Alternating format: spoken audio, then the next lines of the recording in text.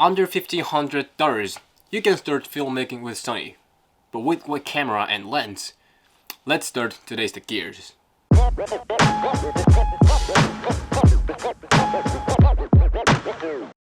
How's it going, people? Welcome back to another new episode of The Gears, and thanks for tuning in again. So usually I introduce you guys just one Sony E-mount lens, and I think I've been covering a lot of them for people in some stages like beginners and intermediate and advanced players, but sometimes it's super expensive, like G Master which cost almost same as Sony A7 III, like over $2,200. So today I got something for you.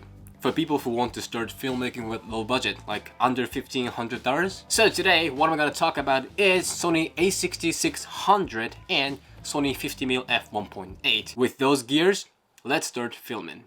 Okay, from now, I'm going to focus on 4 major points. Usually 3, but today, 4. First, the look, how it looks and how I feel about it. Second is autofocus, how fast is that? Third is image quality, how good is this, how sharp is that? And fourth is comparison with Sony A7 III. Alright, first, the look. So first thing first, let me introduce you guys today's 2 players. So number 1 is Sony A6600. This is Sony APS-C mirrorless camera, and it can shoot 4K, 1080p, JPEG, RAW. This camera ability is not that different from A7 III except the sensor size. But today I'm not gonna go deep dive in this camera. I'm going to see this camera A6600 and lens 50mm f1.8 as one gear. So number 2 is Sony 50mm f1.8. So this is Sony E-mount full frame lens. But why? A6600 is APS-C, but lens full frame? Well, this is where the magic happened. So I'm going to talk about this later in image quality. So clearly both of them are very small and light. When they're together, it's still very small and light. So this set weighs 690 grams, but Sony A7 III itself is 650 grams. So you know how light it is. So A6600 has a lot of function as same as Sony A7 III. So the system and what you can do is pretty much same as Sony A7 III. For example, this has 4 custom buttons which you can apply your favorite setting to. So this has almost what Sony A series has. And the good thing about this camera is monitor and the grip. Of course, this monitor can move like A7 III or other Sony cameras, but this can face to you. So that means you can vlog with seeing what you're shooting. You can't do that with A7 III. And about the grip, I don't know any technical thing, but I felt this is more deeper and very easy to grip than Sony A7 III. I think it's very close to Sony A7R4. I really like this look and the way this camera sits in my hand. So I'm going to finish up reviewing this camera itself, but if you want to see individual review video of this, comment below. Okay, so moving to lens, 50mm f1.8. Okay, wow, this is definitely the smallest lens I've ever used. Can you believe this? This is 50mm and f1.8, but this size, and it's only $250.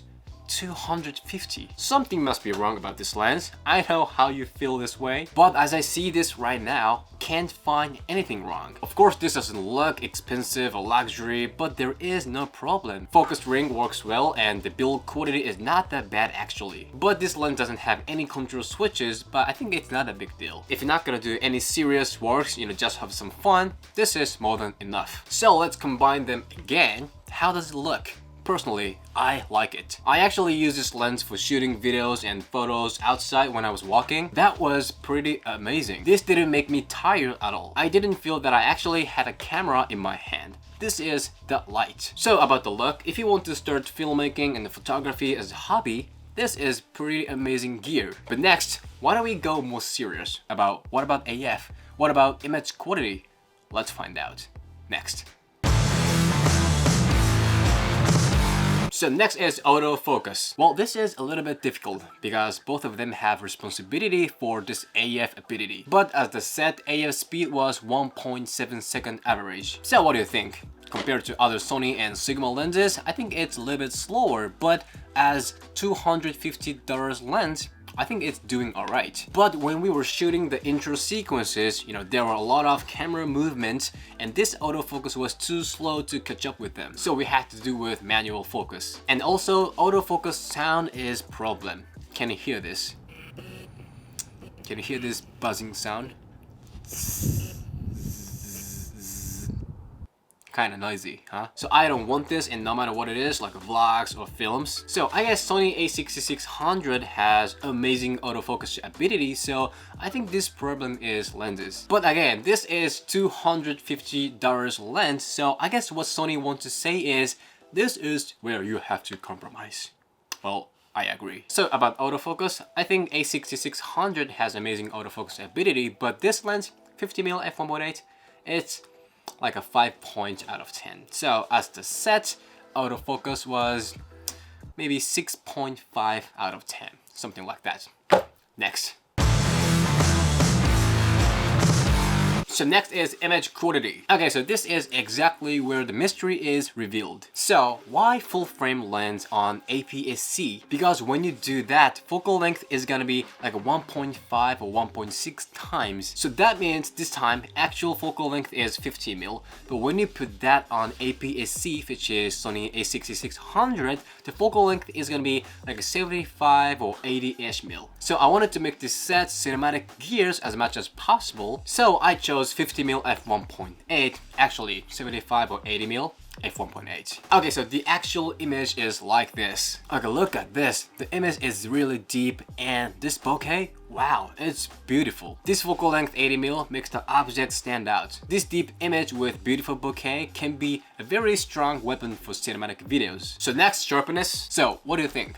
Is this sharp? Well, I think I was able to maximize the potential of this gear. It's 4K, S-Log2, and color graded properly. The image is very clean, and the resolution is high, so it seems sharp, but to me, sometimes it's a little bit harsh, especially when something is crowded in small space like trees or leaves. And the center of the thing is very clean and sharp, but as you get close to the edge, it will be less sharp. So those are definitely weak points. But in total, the ability to catch information and details is higher than its price, $250. So next, color and contrast. So every lens and camera has unique personality, and I think it comes out strong, especially in color. Okay, so what about this gear's color? I think it's very strong and punchy. Like green is so green and blue is so blue. There is a clear boundary line between colors. But if you think in another way, those things can kill the image easily. The color comes out strong and each of them is so distinguished. But when we focus on just one color, for example green, there is less color information. If there is 100% of color information, this can show only like 45%. It seems this cannot maximize the potential of colors. And about the contrast, dynamic range is not that wide. I guess this also causes the lack of color information. But it's not that highlight is blown out or black is crashed. They can stay enough to develop in post-production. Actually, I was impressed by this shadow potential, but when it's harsh backlight, it's difficult to recover the image. So next one is portrait. Well, even though this seems perfect lens for portrait, the actual image is not that good. It has 80mm deep depth of field, and I guess that was f2.8. It's ready to be a good portrait lens. But all what I see in this image is lack of sharpness. The image is very soft and less sharp. It doesn't have details and information of skin and hair that much. Even though the face is in focus, it feels it's not. Well, I can cover those things by editing, but honestly, I am not happy about the image. But skin tone is not that bad. It was truly depicted. So I think lens abilities such as focal length and aperture ring brings the whole image quality up even though it's less sharp. Okay, next one is low light ability. So remember that I said color comes out strong and dynamic range is not wide? Well, the strong colors causes the good thing for shooting at night. Because the color is strong, it can stay even when it's dark. So image can stay punchy. You know, it's good thing that the color doesn't change from daytime. But as I said, dynamic range is not wide, so blood can be crushed easily. And one thing I realized is the image is very clean. It doesn't have noise that much. I was worried about this because this is super cheap lens, but it turned out I was wrong. So both of photo and video, the main issue is crashed shadow, except that can't find any big problems.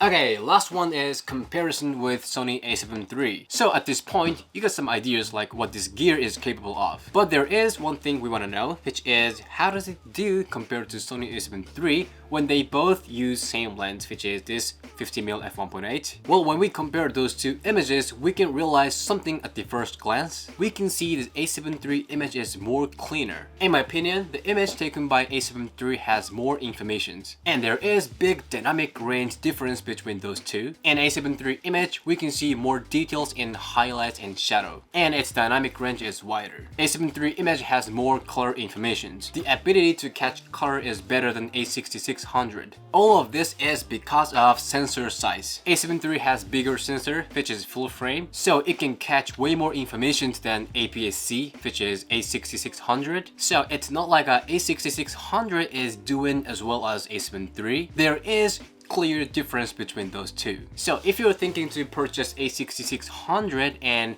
you think it's same as Sony A7 III, you are wrong. Well, you gotta be clear about that before you actually make any decisions. You know, my point is you can't compare those two because they're totally different camera. Full frame, APS-C, we already know the full frame does much more better. But there is a reason why you buy A6600 instead of A7 III.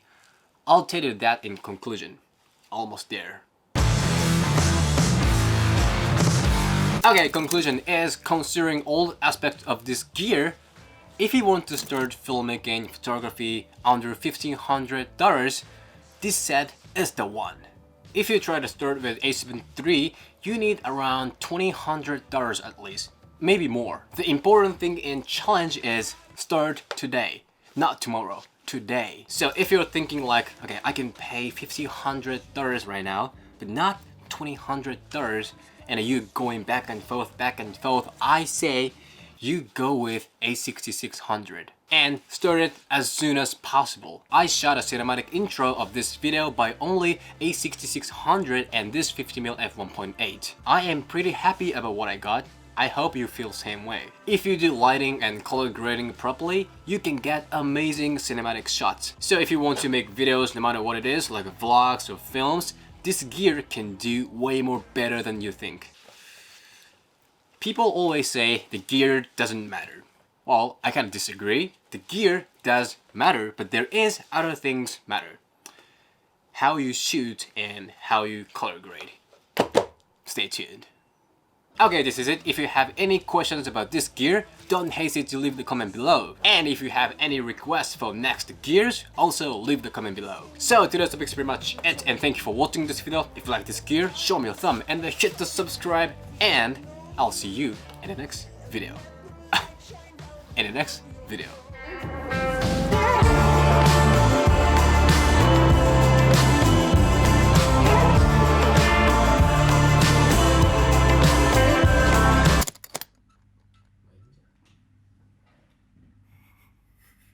これ使えるから最後ディレクターカットみたいなあれ面白いでしょプーって音が鳴った瞬間に入ったと思ったでしょ。入ったと思った。あ、これはちょっとここであれないよ。あ、これは多分なんかいいと思って撮ったんだろうなと思ってちょっと演じた。ちょっと演じた。変じゃない？なんかさ。